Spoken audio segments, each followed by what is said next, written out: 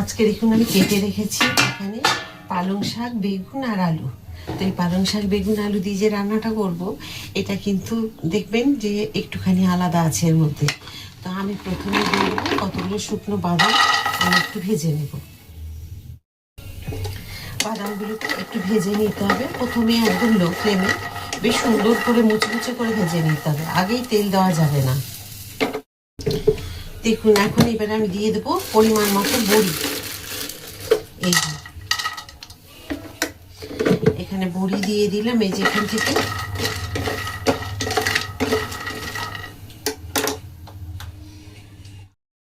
বাদাম আর বড়িগুলোকে আমি ভেজে তুলে রাখবো। এইগুলো কিন্তু প্রথমেই দেওয়া যাবে না, দেবো কখন সেটা আপনারা দেখে নেবেন ছাদে থেকে।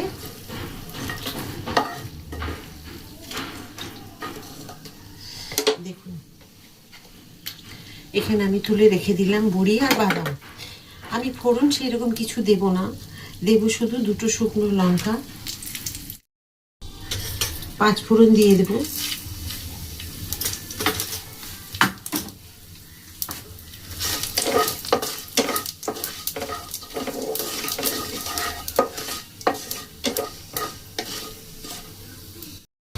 আমি যে বাদাম দিয়ে বড়ি দিয়ে যে পালং শাক রান্না করবো একটা ঘন্ট, সেটা কিন্তু খুব তাড়াতাড়ি হয়ে যায়। তো দেখুন আমি পালং শাক ধুয়ে পুরো জল ঝরিয়ে রেখেছি, সাইড দিয়ে একটু জল বেরিয়েছে, এটা দেবো না। আলু, পালং শাক, বেগুন একসাথে দিয়ে দেবো, আর খুব সুন্দর হবে রান্নাটা। এর আগে আমি পালং শাকের যে ঘন্ট দেখিয়েছিলাম সেটা একরকম দেখিয়েছিলাম। আপনারা দেখবেন আমার রান্না একটার সাথে কিন্তু আরেকটা মিল থাকে না, এটা আবার একটু আলাদা দেখাচ্ছি। তো দেখুন বেশ সুন্দর গন্ধ এসে গেছে শুকনো লঙ্কা 5 ফোড়নে। এবার দিয়ে দেবো শাক,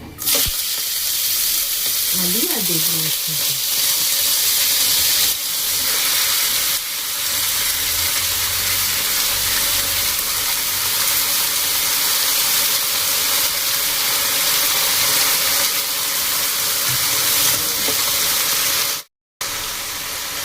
নুন দিয়ে দেবো,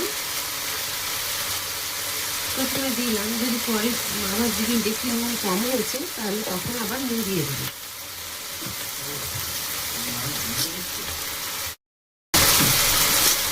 দিয়ে দেবো হলুদ, দিয়ে দেবো 4টে বাতাসা।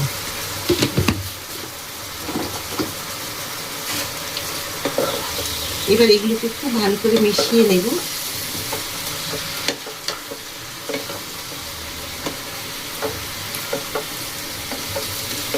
কোনো রকম গুঁড়ো মশলা কিছু দিতে হবে না, শুধু হলুদ, হলুদ ছাড়া কিছু গুঁড়ো মশলা দেওয়ার দরকার নেই। আমি 3টে কাঁচা লঙ্কা, এগুলো ঝাল নেই, এভাবে কেটে টুকরো করে দেবেন না বা মাঝখান দিয়ে কেটে দেবেন না, তাহলে বোঝা যাবে না শাকের সাথে। এরকম 2 টুকরো হাত দিয়ে ভেঙে দেবেন, তাহলে কিন্তু হবে। দিয়ে দেবো একটুখানি আদা গ্রেটারে গ্রেট করে। এর বেশি আর কোনো মশলার প্রয়োজন নেই, এই রান্নাটা কিন্তু এমনিতেই খুব সুস্বাদু হবে খেতে।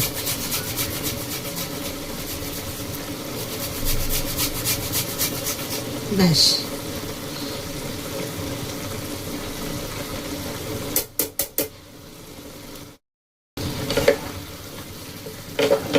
আমি খুব সুন্দর করে আবার একবার মিশিয়ে নেব, দিয়ে এটাকে মিডিয়াম টু লো ফ্লেমে রেখে দেবো 10 থেকে 15 মিনিটের জন্য।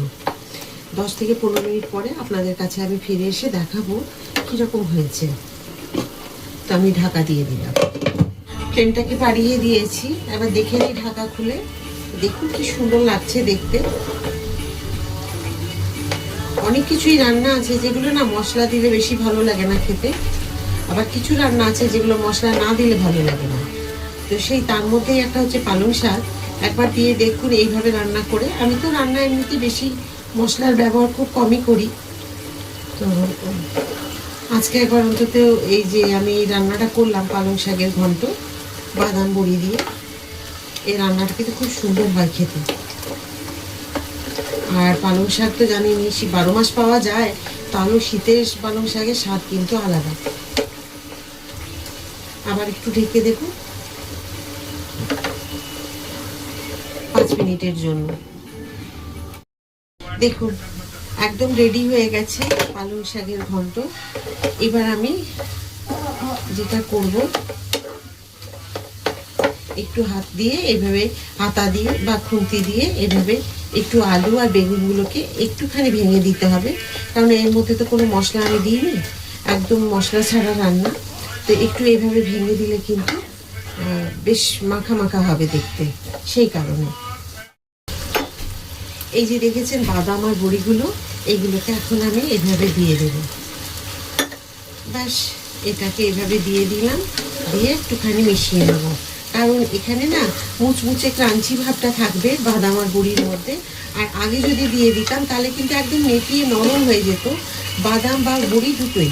সেই কারণে ঠিক নামাবার আগে আগে দিয়ে বড়ি বা বাদাম যেটাই দেবেন এইভাবে দেবেন, তাতে কিন্তু খেতে খুব সুন্দর লাগবে। বাদামগুলো বেশ যখন দাঁতে ভাঙবো খাবো যখন, তখন খুব ভালো লাগবে। আজকে যে আমি বাদাম আর বড়ি দিয়ে পালং শাকের ঘন্ট করলাম, আশা করি তো আপনাদের সকলেরই খুব ভালো লেগেছে, কারণ এটা একটা খুব সহজ রান্না। আপনারা ইচ্ছে করলে এটাকে ঝটপট কিন্তু ঠিক 10 থেকে 15 মিনিটের মধ্যে এই রান্নাটা হয়ে যায়। আর জানেনই শাক পাতা এইসবগুলো খাওয়া খুব ভালো শরীরের জন্য, এই জন্যই আমি বলছি। পালং শাকের ঘন্ট রান্না আমার হয়ে গেছে। বাদাম বড়ি পালং শাকের যে ঘন্ট আমি রান্না করলাম, আমি তো খুব তাড়াতাড়ি দেখুন এই রান্নাটা করে দেখিয়েছি, আপনারাও তৈরি করতে পারবেন। ঠিক 10 থেকে 15 মিনিটের মধ্যে এই রান্নাটা রেডি হয়ে যায়, যদি সবজি কাটা থাকে। আর খুব হেলদি এই রান্না, কোনো এর মধ্যে তেল মশলা নেই, একদম অল্প তেলে রান্না করতে পারেন। আবার ইচ্ছে হলে বেশিও তেল দিতে পারেন, সেটা আপনাদের ব্যাপার, কিন্তু কোনো মশলার ব্যবহার নেই, গুঁড়ো মশলা, শুধু হলুদ দিয়েছি। তো যাই হোক, কেমন লেগেছে যদি ভালো লাগে একবার অন্তত বাড়িতে তৈরি করে খেয়ে আমাকে কমেন্ট করতে ভুলবেন না যে বড়ি বাদামের পালং শাকের ঘন্ট অসাধারণ হয় খেতে, এটা আপনাদেরও ভালো লাগবে। আর আমি জানি আপনারা আমার সাথেই ছিলেন রান্নাঘরে, পুরো রান্নাটাই দেখেছেন। আর যদি ভালো লাগে আবার বলবো, লাইক সাবস্ক্রাইব আর শেয়ার করে আমার প্রতিটা ভিডিওতে যেমন আপনারা সাথে সাথ দিয়ে আমার সাথে থাকেন, সেই রকমই থাকবেন। আবার একটা নতুন রান্না নিয়ে আপনাদের সকলের কাছে আমি চলে আসবো। সবাই খুব ভালো থাকুন। রাধা রাধা।